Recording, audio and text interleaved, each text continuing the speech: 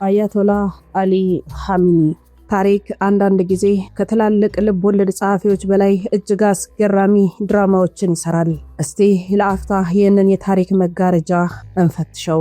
ጁላይ 4 በአትላንቲክ ውቅያኖስ ማዶ በዋሽንግተን ዲሲ ሰማይ ላይ የነጻነት ቀን ደማቅ ርችቶች ይተኮሳል። በሚሊዮን የሚቆጠሩ አሜሪካውያን በሳቅ በደስታና በጭብጨባ ያቺን ታላቅ ሀገር ያወድሳሉ። ነገር ግን በዚሁ ቅስፈት በሌላኛው የዓለም ጫፍ በቴህራን ጎዳናዎች ላይ የሚታየው ትዕይንት ፍጹም ተቃራኒ ነው።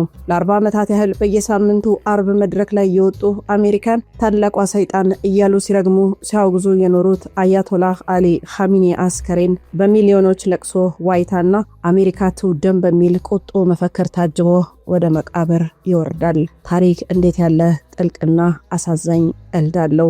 ኻሜኒ በሕይወት ዘመናቸው ሙሉ ጥላቻቸውን፣ ጦርነታቸውን የሰበኩባት ሀገር የልደትና የነጻነት ቀኗን በደስታና በጩኸት ስታከብር የእሳቸው የመጨረሻው ምዕራፍ ደግሞ በዚያው ዕለት በለቅሶና በጥቁር ልብስ ተቋጨ።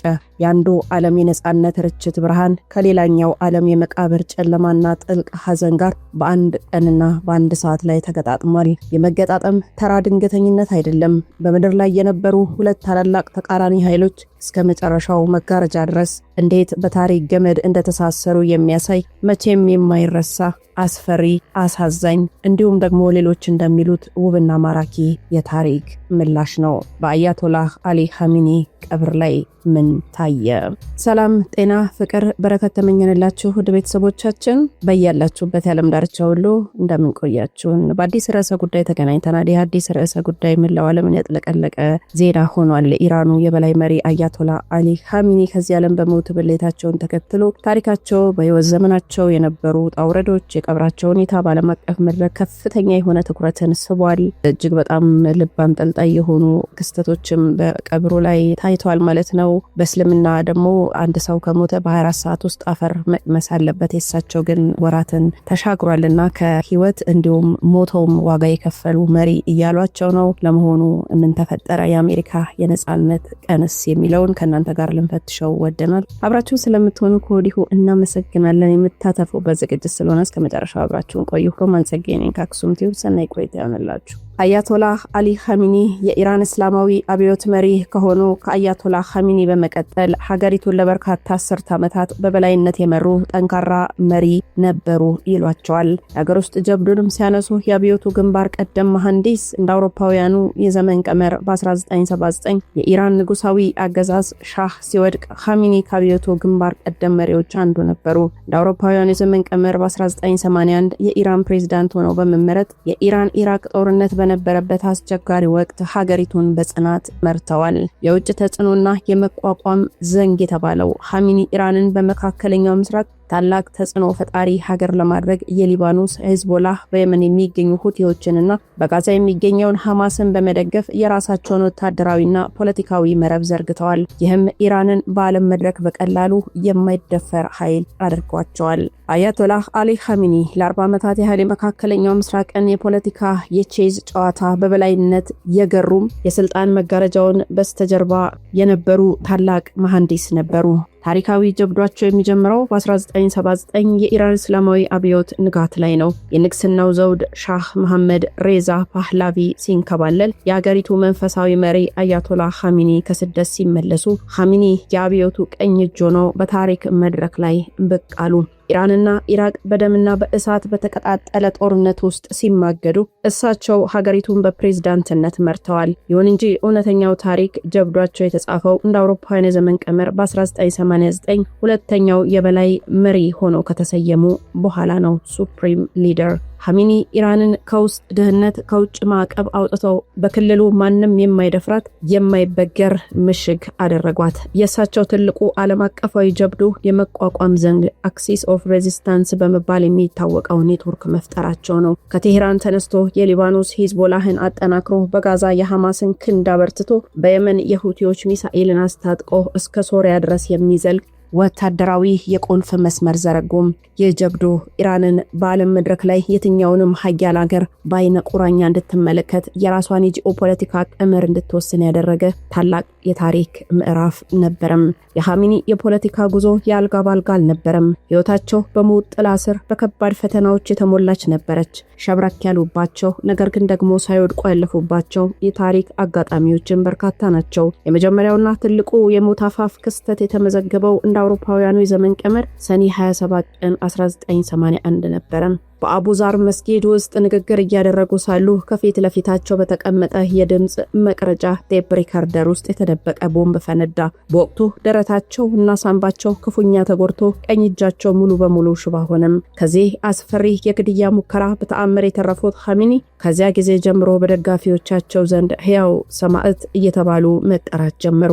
ያ የተሽመደመደው ቀኝ እጃቸው የስቃያቸው ብቻ ሳይሆን የማንበርከክ ጽናታቸው ምልክት ሆኖ ቀረም። ሌላው ትልቁ ውጥረት ከሀያላኗ አሜሪካና እስራኤል ጋር የገጠሙት ፍልሚያ ነበረ። አሜሪካ የኢራንን ኢኮኖሚ አንቆ ለመግደል የጣለችው ታሪክ የማይረሳው ማዕቀብን ተቋቁመዋል። የኒውክሌር ማበልጸጊያ ማሽኖቻቸው በምዕራባውያን የሳይበር ጥቃት እንደ ስኔክስ ቫይረስ ሲመቱ፣ የኒውክሌር ሳይንቲስቶቻቸው በጎዳና ላይ በድብቅ ሲገደሉ፣ ኻሜኒ በትዕግስትና በቁጣ መሃል ሆነው መርተዋል። በተለይም የእሳቸውን የልብ ወዳጅና የጦር መሐንዲስ የነበረው ጀነራል ቃሲም ሱሌይማን በአሜሪካ የድሮን ጥቃት ሲገደል ኻሜኒ በአደባባይ ሲያለቅሱ ታይተዋል። ያ ቅስፈት መላው የኢራንን መንግስት ሸብረክ ያለበት ቢሆንም ወዲያውኑ ግን የአሜሪካን የጦር ሰፈር በሚሳኤል በመምታትና እስራኤልን በቀጥታ በመጋፈጥ ለ10 ዓመታት የዘለቀው የድብቅ ጦርነት ወደ አደባባይ ትንቅንቅ ቀይረውታል። አያቶላህ አሊ ኻሜኒ የቀብር ስነ ስርዓት ተራ የሽኝት ፕሮግራምም አልነበረም። የሃይማኖት የፖለቲካና የወታደራዊ ኃይል ትዕይንት የተዋሃደበት የታሪክ ማህደር እንጂ። ታሪክ የማይረሳው ትልቁ ክስተት በመላው ቴህራን ላይ የነበረው የጥቁር ባህር ሰልፍ ነው። ሚሊዮኖች 20 ሚሊዮን የተሻገረ ህዝብ ጥቁር ልብስ ለብሰው የኻሜኒንና የሱሌማንን ፎቶ ወደ ሰማይ አንስተው ሲያለቅሱ የከተማውን ጎዳናዎች አጥለቅልቀዋቸው ነበረ።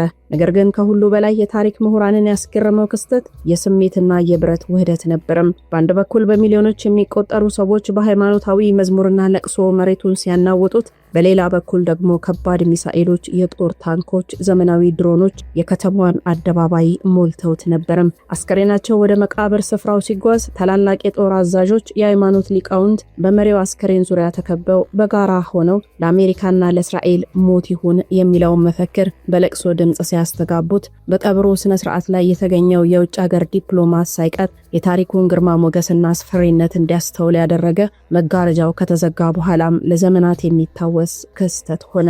በቀብሩ ስነ ስርዓት ላይ የታደመው የሰው ብዛት ማዕበልን የሚያስንቅ ነበረ። ትክክለኛው ቁጥር በቁጥር ማስቀመጥ ቢከብድም ግን 20 ሚሊዮን ይሻገራል ይባላል። የሀገር ውስጥና የዓለም አቀፍ መገናኛ ብዙሃን እንደዘገቡት በሚሊዮኖች የሚቆጠሩ ሰዎች በቴህራንና በዙሪያዋ ባሉ አውራ ጎዳናዎች ላይ ተገኝተዋል ነው። ሰው በጣም ከመብዛቱ የተነሳ የከተማዋ የትራንስፖርት መስመሮች ሙሉ በሙሉ ተዘግተው ነበረ። ከቴህራን ዩኒቨርሲቲ ጀምሮ አስከሬናቸው ወደሚያርፍበት ታላቁ የአያቶላህ ኻሜኒ መቃብር ስፍራ ድረስ ያለው ርቀት በሰው ትከሻና ራስ ብቻ የተሸፈነ ነበረ። ይህ የሰው ብዛት መሪው በህዝባቸው ዘንድ የነበራቸውን መንፈሳዊ ተሰሚነትና የርዕዮተ ዓለሙን ጥልቅ ዓለም ያሳየ ትልቁ ማረጋገጫ ነው።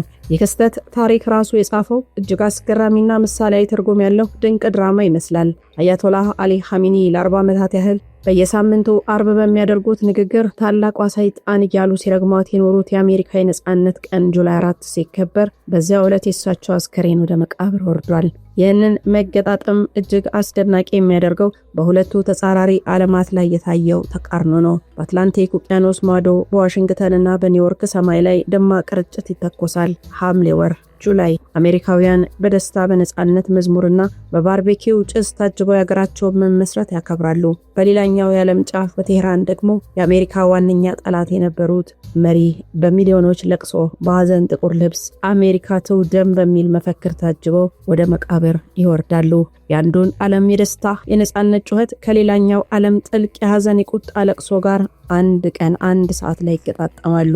በአንድ ወር በአንድ ዓመተ ምህረት ታሪክ በዚህች ዕለት የሁለቱን ሀያላን ጠላቶች ፍልሚያ በመቃብርና በደስታ ርችት መሃል አገናኝቶ አልፏል። በእስልምና እምነት ባህል መሰረት አንድ አማኝ ከዚህ ዓለም ሲለይ በ24 ሰዓት ውስጥ በአስቸኳይ አፈር መቅመስ አለበት። ይህ የሃይማኖቱ ቀጥተኛ የማይታጠፍ ትዕዛዝ ነው። ታዲያ የሃይማኖቱ የበላይ ጠባቂና የእግዚአብሔር እንደራሲ ተብለው የሚታሰቡት አያቶላህ ኻሜኒ ይህንን ህግ ተሻገሩ። ለምንስ አስከሬናቸው ሳይቀበር ለወራት ቆየ? እዚህ ጋር ነው እንግዲህ የታሪኩ እጅግ ልብ አንጠልጣይ ጥልቅ ሚስጥር የሚገለጠው። አያቶላህ አሊ ኻሜኒ በህይወታቸው ብቻ ሳይሆን በሞታቸውም ጭምር ለሀገራቸው ህልውና ዋጋ ከፍለዋል አሉ ብዙዎች ደረታቸውን እየደቁ። የኻሜኒ ህይወት ባለፈበት ቅስፈት ኢራን በታሪኳ አይታ የማታውቀው ወታደራዊ ጦር ዝግጅት ሀገሪቱን በጦር አፋፍ ላይ አቁሟት ነበረ። በዚህ መሃል የመሪው መሞት ወዲያውኑ ይፋ ቢደረግም በርካታ አደጋዎችም ይከተሉ ነበረ። ይፋ የተደረገው ዘግይቶ ነው። አንደኛው የውስጥ ስልጣን ክፍተት ነው። የእሳቸው መሞት ወዲያውኑ ቢሰማም ሀገሪቱ የፖለቲካ መዋቅር ሊናጋ፣ የውስጥ ተቃዋሚዎች ሊነሱ፣ ሀገሪቱም እርስ በርስ ትርምስ ልትገባ ትችል ነበረም። የውስጥ መረጋጋትን ለመፍጠር ቀጣዩን የበላይ መሪ በሚስጥር ሰይሞ ለማዘጋጀት ጊዜ አስፈልጎ ነበረ። ምንም እንኳን አሜሪካና እስራኤል ተገድለዋል ብለው ይፋ ቢያደርጉም ሌላው የድንገተኛ ጠላት ነው። ጠላቶቻቸው አሜሪካና እስራኤል የኢራን መሪ መሞታቸውን ቢያውቁም ሀገሪቱ በመሪ መለየት ማዕበል ውስጥ መውደቋን ካወቁ ደግሞ ያንን አጋጣሚ ተጠቅመው ድንገተኛ ከባድ ወታደራዊ ጥቃት ሊሰነዝሩ ይችሉ ነበር። ስለሆነም የኢራን ከፍተኛ ደህንነት ምክር ቤት የመሪውን ሞት ሙሉ በሙሉ ሚስጥር አድርጎ ለመያዝ ወስኖ ነበር። አስከሬናቸው በልዩ የሳይንስና የሕክምና ቴክኖሎጂ ሳይበላሽ እንዲቆይ ተደረገ። ታዲያ በርካቶች እንደውም አልሞቱም ብለው ግምታቸውን ሲሰጡ ነበር። ምክንያቱም ቀብራቸው ስላልተከናወነ። እስኪ ያስቡት፣ በአንድ በኩል የእስልምናው ሃይማኖት አስከሬን አፈር መቅመስ አለበት እያለ ይሞግታል። በሌላ በኩል ደግሞ የኢራን መንግስት የሀገር ህልውና ይቀድማል በሚል መሪያቸውን ሳይቀብሩ ለወራት አቆይተዋል። አያቶላህ አሊ ኻሜኒ በህይወት ዘመናቸው ሙሉ በሙሉ ስለ ሃይማኖታቸው፣ ስለ ሀገራቸው ሲዋጉ ኖረዋል። በሚገርም ሁኔታ ግን በሞታቸውም እንኳን የሃይማኖቱን የ24 ሰዓት የቀብር ስነ ስርዓት መስዋዕት አድርገዋል። አስከሬናቸው ሳይቀበር ለወራት በመቆየቱ ለፈጠሩት ርዕዮተ ዓለምና ለሀገራቸው ደህንነት እስከ መጨረሻው ጠብታ ድረስ የሞቱ ዋጋ ከፍለዋል። የታሪክ መጋረጃውን የጣለው በሚሊዮኖች ለቅሶና በአሜሪካ የነጻነት ቀን ርችት መሃል ነበረም። እዚህ ጋር ልብ ልንል የሚገባው ነገር የፋርሳውያን ወይ ደግሞ የኢራን ታሪክ ተራ የሀገር ታሪክ እንዳልሆነ ነው። እንደ ፊኒክስ ወፍ ከአመድ ላይ መልሶ የመነሳት የወራሪዎችን ባህል የመዋጥና በሽንፈት መሃል ራስን የማደስ ድንቅ አይበገሬነት ታሪክ አላቸው። አስታውሱ፣ ጦርነቱ የተጀመረ ጊዜ ለአያቶላህ አሊ ኻሜኒ በርካቶች ጥሩ አመለካከት አልነበራቸውም። ለአጠቃላይ መንግስታቸውም ጨምሮ ኢራናውያን ጎዳናውን በተቃውሞ ንጠውት ነበረ። ነገር ግን ማንንም ጣልቃ አላስገቡም። አያቶላህ አሊ ኻሜኒ ከተገደሉና ሀገሪቱ በጦርነት እሳት ውስጥ ከወደቀች በኋላ ቀጣዩዋ ኢራን ምን ልትመስል ትችላለች የሚለውን ለመረዳት መጀመሪያ ወደ ጥንቱ የፋርሳውያን ማንነት መመለስ ግድ ይላል። ይህ ታዲያ ለኛም ይጠቅመናል። ኢራናውያን የዛሬ 2500 ዓመት የዓለማችንን የመጀመሪያው ታላቅ ኢምፓየር የመሰረቱ ህዝቦች ናቸው። በታሪካቸው ውስጥ በርካታ ከባድ ወራሪዎችን አስተናግደዋል። ከታላቁ እስክንድር ከእስልምና መስፋፋት አረቦች እስከ ጨካኙ የሞንጎል ወረራ ድረስ። ነገር ግን የሚገርመው የፋርሳውያን ሚስጥር ይሄ ነው። ሌሎች ሀገራት ሲወረሩ ማንነታቸውን ያጣሉ። ፋርሳውያን ግን በወራሪዎቻቸው መልሰው ፋርሳዊ ያደርጓቸዋል። አረቦች በሰይፍ እስልምናን ይዘው ሲመጡ ፋርሳውያን እስልምናን ተቀብለው የራሳቸውን የሺአ መስመር በመፍጠር ከአረብ የበላይነት ተገንጥለው ወጡ።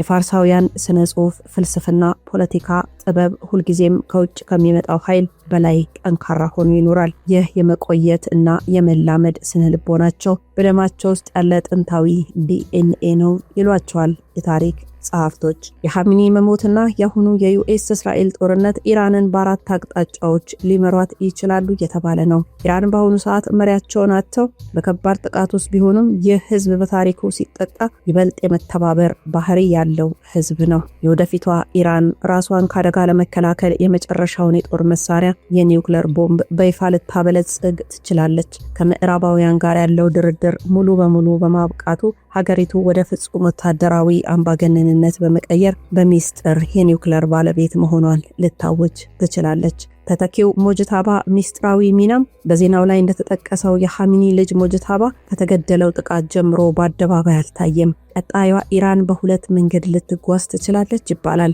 አንደኛው ሙጅታባ በሚስጥራዊው የኢራን አብዮታዊ ዘበኛ IRGC ድጋፍ ከጀርባ ሆኖ ሀገሪቱን በብረት እጅ መምራት ሊጀምር ይችላል። ሁለተኛው ደግሞ የሱ መደበቅ የውስጥ የስልጣን ሽኩቻ መሮሩን ስለሚያሳይ ወታደራዊ ጀነራሎች IRGC በቀጥታ ስልጣኑን ተቆጣጥረው ሀገሪቱን ሃይማኖታዊ ከመሆን ይልቅ ፍጹም ወታደራዊ ሊያደርጓት ይችላሉ እየተባለ ነው። ምንም እንኳን መሪያቸው ቢገደልም ኢራን ባለፉት 40 ዓመታት የገነባቻቸው ተተኪ ኃይሎች ሂዝቦላህ፣ ሁቲ፣ ሐማስ በቀላሉ አይጠፉም። ቀጣዩዋ ኢራን እነዚህን ኃይሎች በመጠቀም በመካከለኛው ምስራቅ ላይ ያልተማከለ የረጅም ጊዜ የጎሬላና የሚሳኤል ጦርነት በአሜሪካ የጦር ሰፈሮች ላይ ልታስነሳ ትችላለች። ይህም ቀጠናውን ለዓመታት ወደማያልቅ የጦርነት አዙሪት ውስጥ ይከተዋል። ይህ ደግሞ ሌላኛው የሳንቲሙ ገጽታ ነው፣ የውስጥ ህዝባዊ መነቃቃት። በኢራን ውስጥ በተለይም በወጣቱ ክፍል ዘንድ የሃይማኖታዊው ስርዓት እንዲቀየር የሚፈልግ ሰፊ ህዝብ አለ።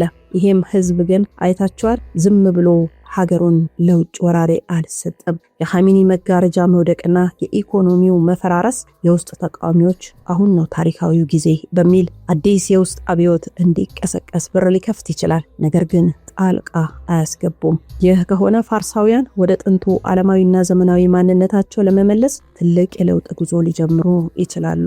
ፋርሳውያን መሪያቸውን ሊያጡ ይችላሉ።